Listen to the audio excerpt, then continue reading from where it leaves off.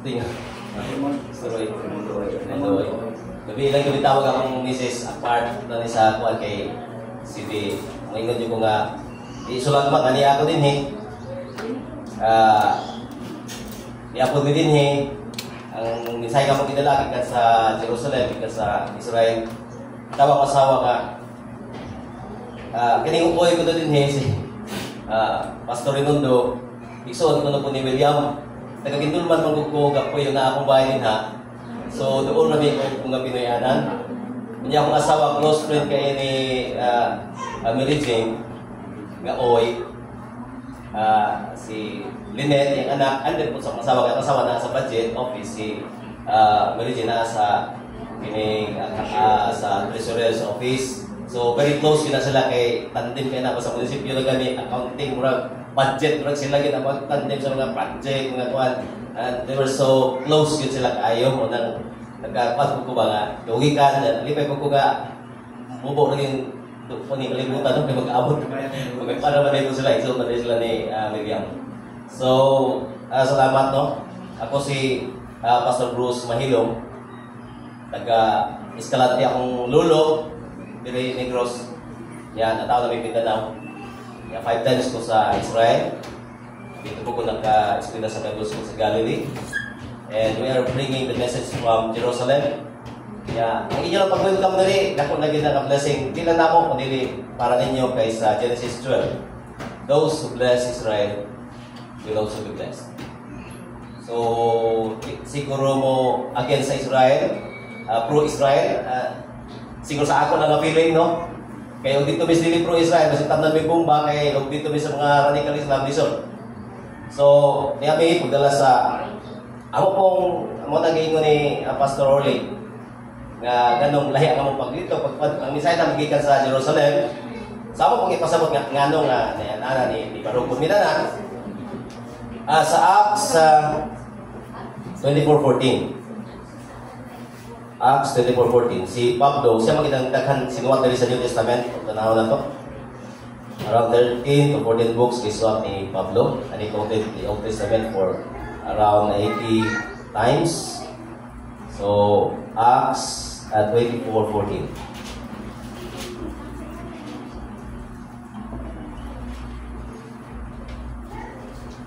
But I confess this to you that according to the way, ang Bible na may gamit is Biblia Hebraica, hubati ka sa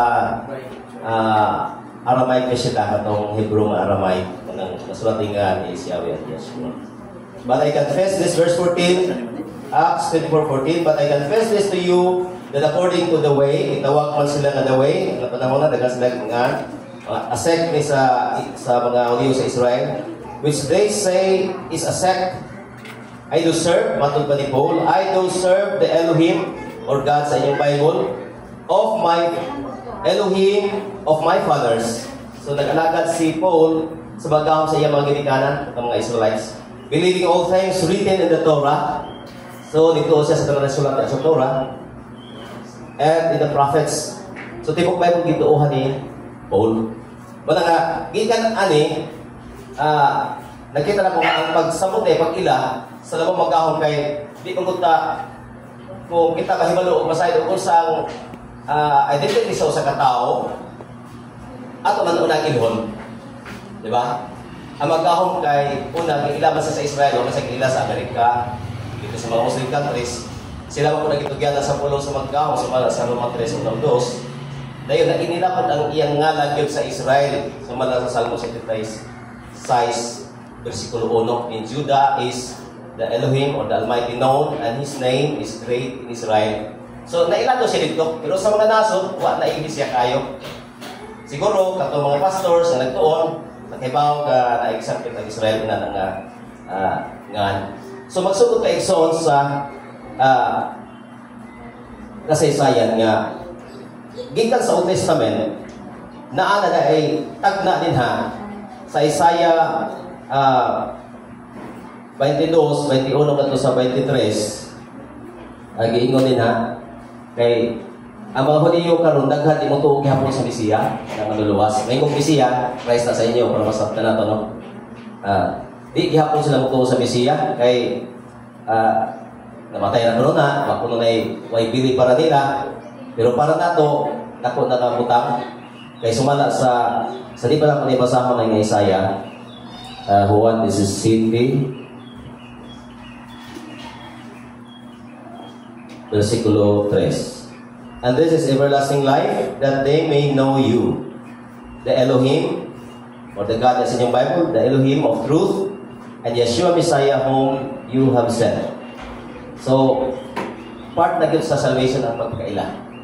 Sa nagmamagahong ug sa manluluwas. So, di ami, nagpaila-ila mi. O, ingon din sa Isaiah, Kapitulo 12, kay tagna man Kapitulo 22, sorry. Isaiah 22.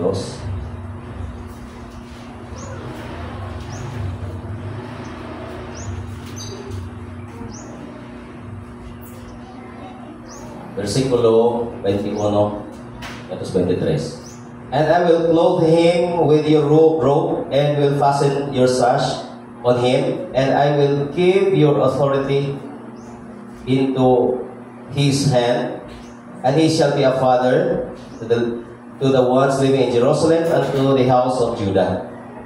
And the key of the house of David I will lay on his shoulder, so that he opens and no one shuts, and he shuts and no one opens. And I will drive him as a nail in a sure place, and he shall be for a throne of glory to his father's house. So, na ay tulungin po na nga puta, na makikita na to, nagyatagan niya ang authority. No? Kausa ka, sikrito, diha sa balay ni David, yagi ko ni siya mag-abri, kung wala'y sinisangkit sa nga mag-sirado, kung siya mag-sirado, kung wala'y sinisangkit sa nga mag-abri. So once nga ipaabot niya ang mensahe, ipaabot niya ang kamatuoran, maabot niya. Di yun maabot ang justice sa mga kahong ng tao, di magkahibaw, kay justice man siya. Mura ba kung magbagyo, magkahibaw, dito mura naapak ka sa media, magkahibaw na tayo bagyo, kaya parang tao magkahibaw. So, inana mga kiksulat. Katong nasairan niya, kung tanaw tayo si Mateo, Kapitulo 28, versikulo 18, katong atag na nagtumbok dito sa Mesiya. And coming up, Yeshua talked with them, saying, all authority in heaven and on earth was given to me. So wala nga gitugahan sa amahan, katurang anak. Di naman ta maglisod sa pagsabot, sa pagtuos, manuluwas, kay puro man tanituo, kay puro man Bible ito yung gamit. Diba? Kung nga nga, Yeshua itong paglitok, so among ipasabot na tungod kay giingon din sa Mateo sa iyang time, di man nasa idusi ka mga apostoles. Kunya, ingon sila sa Kapitulo 10 sa Mateo 10:5, ngadto sa 6, ingon siya, Yeshua sent these 12 out, charging them, saying, do not go into the way of the heathen or the nations. Wala sila ipato sa mga hintil, ano panahon na? And do not go into the Samaritan city, but rather go to the lost sheep of the house of Israel. Kay natibulaan niya sila. So, pagkabalik nila nga nasod, ipapangita niyo sila. Kay gitag na sa Lucas 1, versikulo 30-33, mao ni ang tagna sa manluluwas, harian na niya ang tibok Israel. O dili mabalik sila, di sa matawag walay harian ang manluluwas. Lucas 1:30, and the cherub angel said to her, do not fear, Miriam, o Mary, for you have found grace from Yahweh. For behold, you will receive conception and bear a son, and you shall call his name. Sa itong mga Christian Bible is Jesus. Sa among translation is Yeshua. This one will be great and will be called the Son of the Most High. And Yahweh Elohim will give him the throne of his father David, and he will reign over the house of Jacob to the ages, and of his kingdom there will be no end. So yung harian, ang tibok, panay ni Israel. Now, kung matanaw ta sa kasaysayan, bini sa kasulatan, mao na ni ang tuga o anang main job sa itong manluluwas is to save. What you lain ka na yun, mo na pinaka-dako ka ministry, kabisa ng mga Jewish wa sila nakatuo, pero ang ministry ka na yung pagtuo sa maduluwas kaysa man ang hari. Sa aman, makaapil kasi ng hari, anya di ka tuo sa hari. Lisod po ta, di ba? So na ay pagtuo sa hari, malang sa Matthew 1:21. Ingon diha sa tagdadya ko sa laing account ng Matthew 1:21. And she will bear a son, and you shall call his name Yeshua, for he shall save his people from their sins. So ang gitawag diha nga people is the people of Israel. Nagipa ilang tawgon, nanas Deuteronomy 7:6-8. Kasi sila ang ipili katawan, sila ang katawan lagi tawag katawan sa magkagagaho. Duwason sila sa ilang mga sala kay sa first covenant gibreak mo nila. Mobit ang mga tikulaan sa mga nasod kay tungod sa ilang paglapas, tungod sa ilang mga sala nga nagahimo. So magkahom kay maluluyod mo na, nag-choose man siya sa Israel. So naghatag siya og second option. Ngadto sa mga katawan nga babalik pagbalik niya. Kay sa una first covenant gibreak mo nila, o naghimo siya og second kanang gitawag new covenant or the New Testament. Kung tanaw na ito ang New Testament, dahil hanggang claim na sila kung part sa New Testament, pero tanaw mo sa Bible itself, sila niya po nagkatagal sa New Testament or the New Covenant. Hebrews 8:10.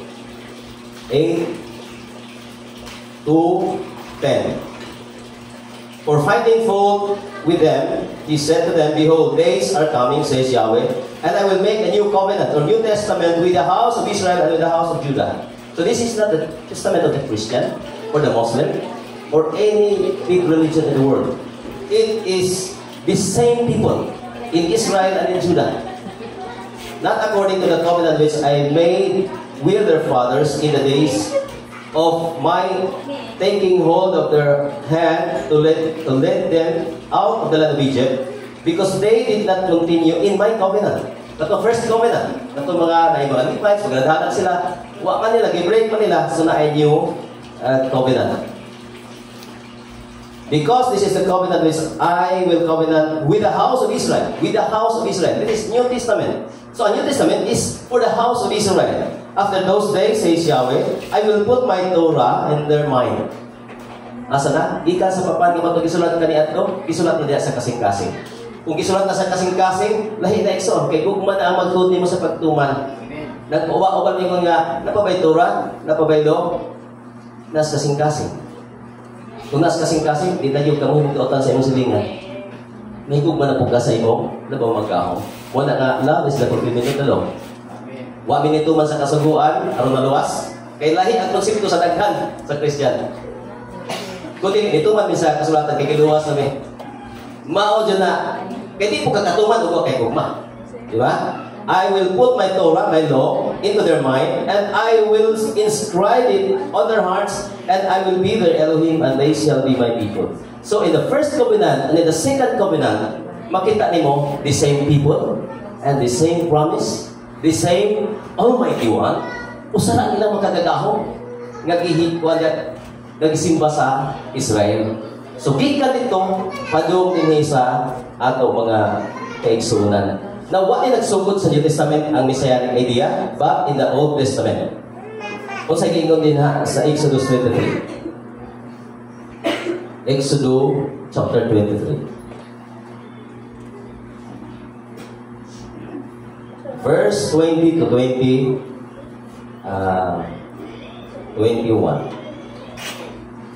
Behold, I am about to send a messenger, so nasa pinadala, before you, to guard you in the way, and to bring you to the place which I have prepared. So, muna ikatong katahong Israel, nagidaan niya, natusiyot na sa saan. Be on guard before him, magmatngunta, yan kaniya, and listen to his voice. Do not be rebellious against him, for he will not forgive your transgression, for my name is in him. So, na yung angel, na malulong na diha, nga nagdala sa nga sa magkahong. Di na ito si pasukon, kaysa di magkapasaylo sila mga salakin, sa ba ang naikahong sa pagpasaylo o pagluwa sa sala sa tao. Gikan sa kakasaysayan ng isunuwa, wa kay makahimo na gawas ni Yeshua. Gawas na itong anak sa Kalbaryo. So, piningatangkat is a pure messianic prophecy. What is yung messianic prophecy? Nga di na ito si pasukon, for my name is in him. angan ay sa mga gahom ana adiha kaniya. So daghan maglabis aningan sa mga gahom na ay yaba, ay hubi. Isa sa nga ang mga paglitok. Pero kami nga eskwela dito sa Israel, na-student ako ng mga rabbi, mga educator sa Israel, kaya among Bible School, ang among instructor sa among Hebrew subject is mga educator, top educator sa Israel. So among dinagputihon, bumunta namin kay kining ni ataw ang tani-araw na sa Pilipinas doon.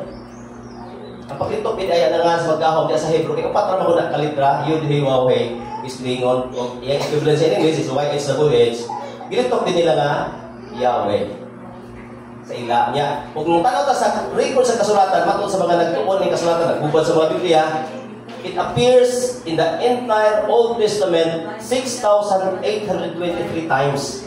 Nga naa na nga sa amahan, kanhi nga panahon sa original. Pag-abot sa mga translations, diya na igsoon na change. No? So, atong masahon nga, for my name is in Him. Kinsa ni? Kay messenger ni sa labang magagahom na nagadala sa iyang ngalan. Now, 1 Corinthians, kay siya man ang tidala sa ikatawhan gikan sa Egypt. 1 Corinthians chapter 10 verse 1 to 6. And I do not want you to be ignorant. Di mo sugot ang magahom na magpabilit na nga di makasaylo di mahibaw. But brothers, brothers that our fathers were all under the cloud and all passed through the sea. Katunay mga Israel gawa sa Egypt.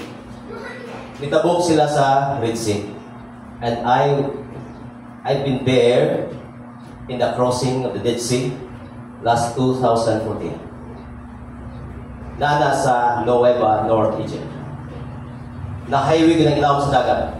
Nakita na sa mga British explorer na naagod ang mga karo nga sa mga Egyptian army kanhi nga gipang sisina niya sa ilawang unya na yung highway padung dito sa Saudi Arabia. Ug dito ang tinuod ng Mount Sinai. So, what's sa kingon din and all were baptized by Moshe in the cloud, and Moses in the clouds in the sea. And all ate the same spiritual food, and all drank the same spiritual drink. For they drank of the spiritual rock following. And the rock, itong nagubad-ubad nila, was Messiah. So kato di ay nagdala, kuha nila dito, nga rock, itawag Messiah. Messenger po siya niya sa, atong gibasa sa Exodus 23. Ngagingon diha, my name is in Him. Nagdala siya sa ngan sa amahan. Kunya, sa pelain Exod 9 to 10. Neither let us tempt the Messiah, as some of them did and were destroyed by serpents. Neither should you murmur, as also some of them murmured, and perished by the hand of the destroyer. And all these things happened to those as examples, and it was written for our warning, on whom the ends of the ages have come. So, para to nato, kamisahe.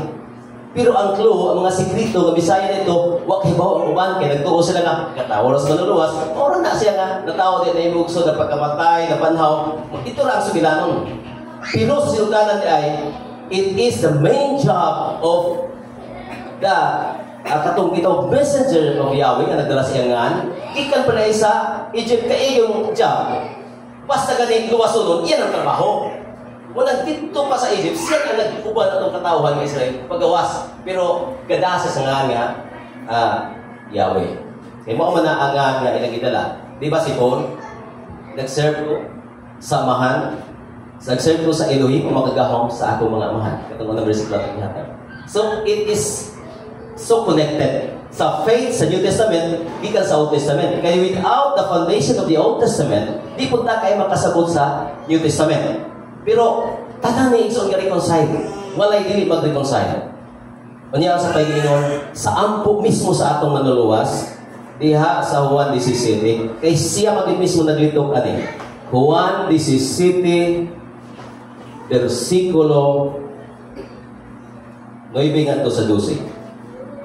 I pray, yan yung pag-ampo, I pray concerning them. I do not pray concerning the world, but concerning the ones whom you gave to me, because they are yours. And all my things are yours, and yours are mine. And I have been glorified in them.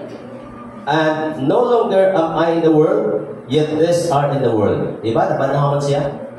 Kita na naman nahibili din eh. Pero ang itawag niya, iya mga katawhan, mo ni ang iyang pag-ampo. And I come to you. What to siya sa amahan? Holy Father, keep them in your name, those whom you gave to me. Di ba siya naghapon? Nga nagdala sa ngahan sa amahan? Nga imong gihatag. Bantay sila sa ngalan nga imong gihatag kanako. Those whom you gave to me, that they may be ekad or united as we are united. Verse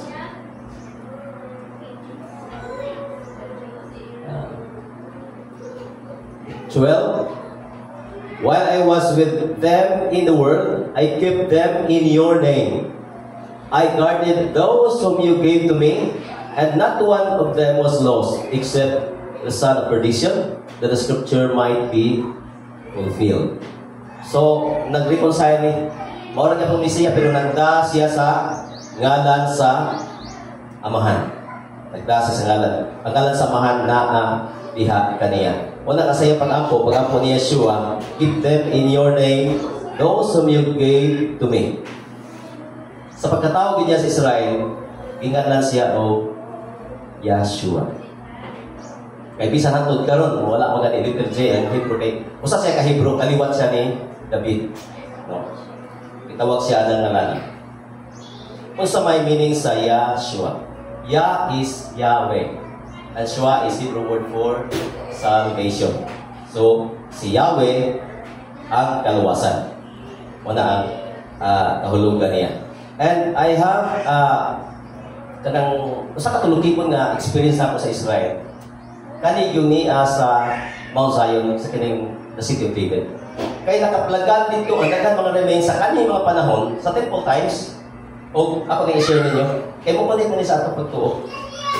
Usa ka top archaeologist sa City of David, si Eliseo Cron. Naghatag na personal token gift, gitan dito.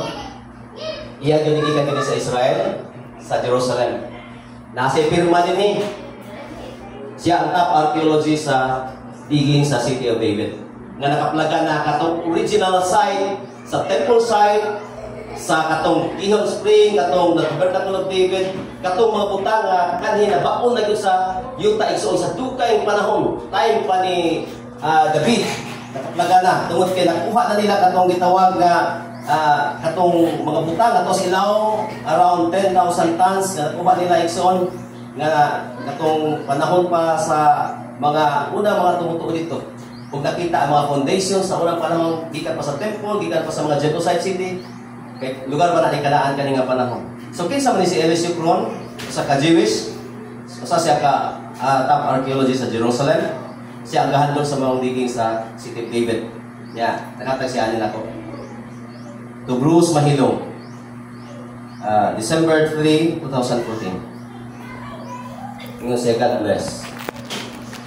Eliseo Cron na yung perma. So ang anak ko, God is English. So, nagtuti po niya, can you write the name of God in your dialect? So, isuwat kita ikson, na ay Arabic, na apo'y script writing, na apo'y katong, minutin ako ng kanyang pagkasuwat sa Hebrew niya, naman po may gamay pa sa Hebrew, kaya ito ang mamit ito. Isuwat niya, Yahweh. So, mo niya mong mga testimony dito. Yan nilang ka nakita nila sa mga City of David. Kanipon. Kung sa kasilyo, nga inscription. Kani nga silyo mo niyang gigamit di ay sa mga katawhan sa mga Israelites. Sa panumosaka sila sa temple. Kay naman sila gitawag ceremonial washing dito sa kanang Pool of Siloam. Kung nakita na ang Pool of Siloam, nagiging mga picture din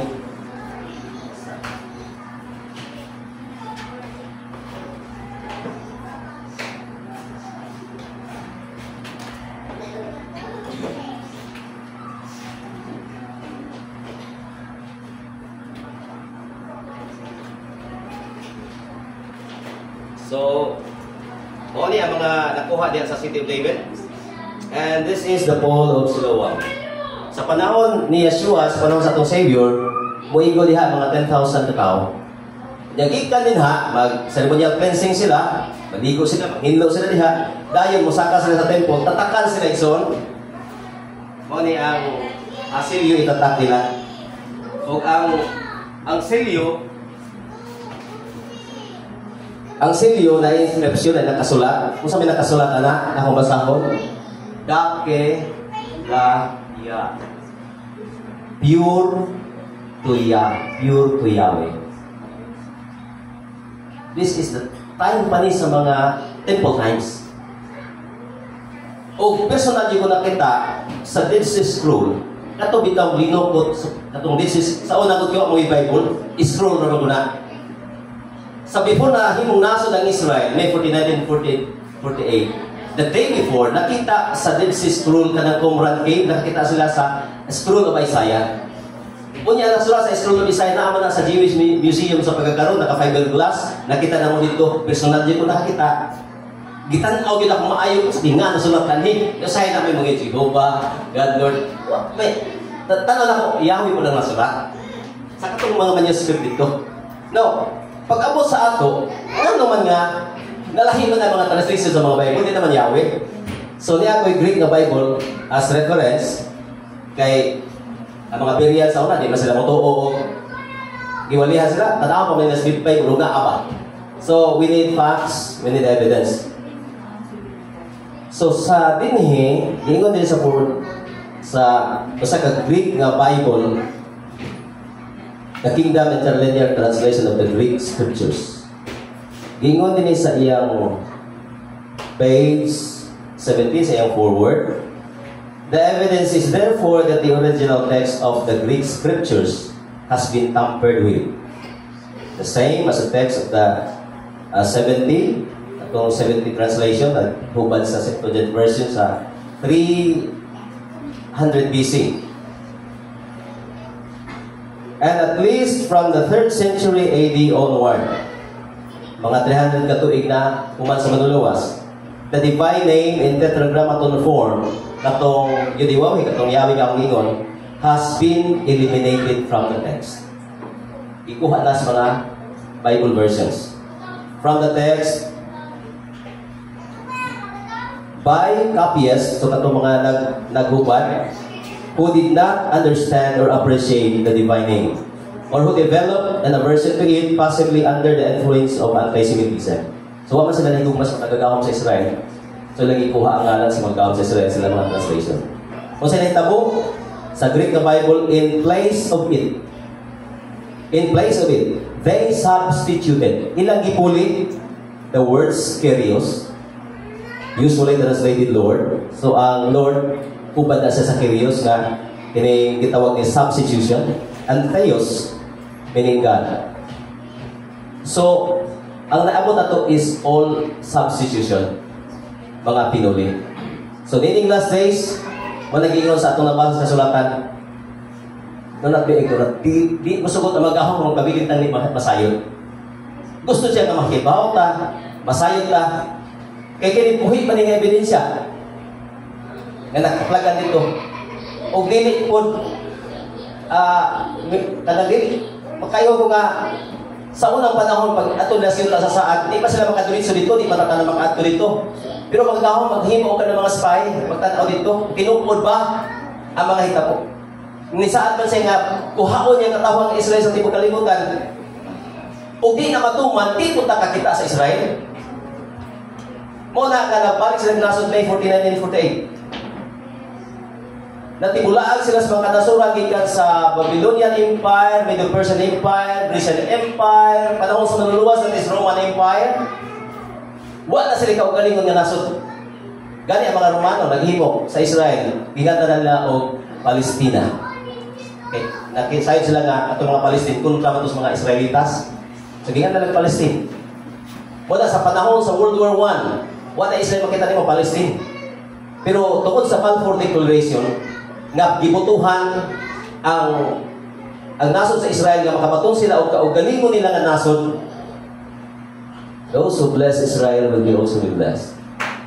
Way laing sa entire kining Southeast Asian nation nga nibutog yun sa Israel nga mahimong nason is our country, the Philippines. That is our connection sa blessing, mga igsoon. Niingon si Manuel L. Quezon, atong presidente na sa atong Philippine history. Mo-welcome around 10,000 Jews nga victim dito sa Holocaust sa Europe na kipamatay ni Hitler katong mga nakagawas dito. Pag-uwi na din sa Pilipinas. Mabuhi sila din, magkakaw sila din, pabao, paniunto, panihapon, with a happy faces. O Christian nagmaayo sa Israel igsoon na mga dokumento sa Israel nga naay flag sa Israel, flag sa Philippines, gi-honor kita nila kay kitabangan nato sila nga mahimong nason. So ani hunong diha ang blessing. Spiritual blessing abot mo nato ka naman mga Pilipino nahimot ang Christian nation kaya naman lovers ta sa kasulatan, lovers ta sa Bible nga ilaha. So ni-learn ta ni mga butanga ni katpunta kay tinguhan ibang Yahweh nga makahibaw ta. Kay muhari siya suwat kun ito nga paghari sa manluluwas kun unsa ang ingan sa pagkahimugso mausog sa iyang paghari. Insaan pa siya muhari? Akong lolo yang nga Hipólito. Nahimugso siya dito sa Escalante. Narehistro sa city kanang Escalante ang yang Hipólito. 20 years na. Kita namatay akong lolo. Nagdako siya, nabinyo siya, tapos Mindanao kagpuyo. Yang Hipólito gihapon. Namatay akong lolo kay tigulang na 20 years na karon pila siya pagkamatay. Among nailhan niya Hipólito gihapon. So asa na ila ng manuluwas mo itong yung nito. Ako ba mingon hindi pwede hubaron. Everything sa Hebrew pwede hubaron kay naamagay kahulugan ng ngalan. Sa Hebrew na ay kahulugan ng ngalan.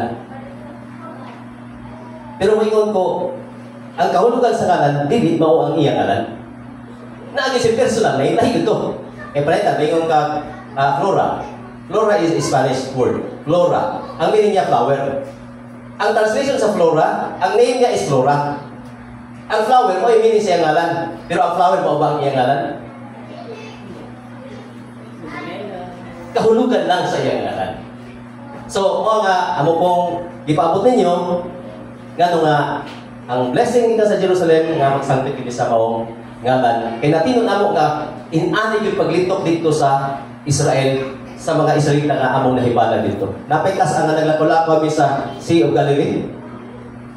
Dahil mong Hudiyo ni tagpo na mo, where are you from?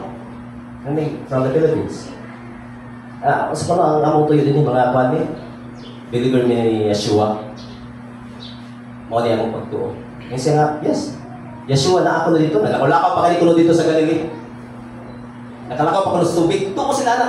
Dirangin siya nga, but he is there. Wala nito, kinamatay mo ko. Kung siya nita po kasi sa kasulatan, namatay siya. Nisaad siya, mabanhaw siya 3 days and 3 nights. Gipagwardyahan sa gobyerno sa Israel. Ang katong mga, dili gobyerno kay Romans na. Gipabantayan sa mga Pharisees na ibang gwardya na. Karon kay nabanhaw man. Nisumbong ang mga gwardya.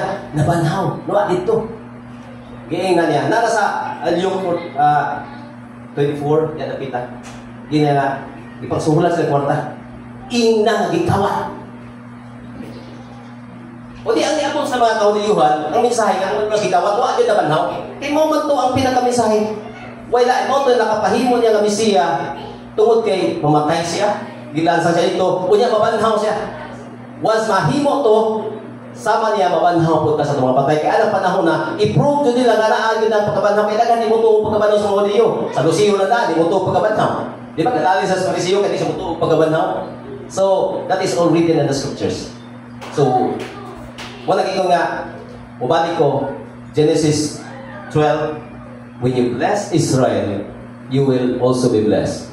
I-bless man mo, nakita naman ako, si Pastor Roy, i-bless naman siya.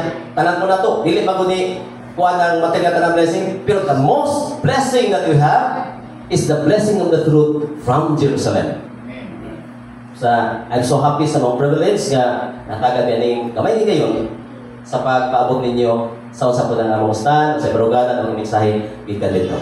O daghang salamat Pastor Oy sa kay kayunan. Kay dili man milagro, di ba ni ko nga ikaw nga nagkailapon mi sa imong kuan dito. Kapit ko ka sa kaya ni William sa kuan. Hindi kay mismo ni William, pero akong misis mao isuod kaayo ni Regine.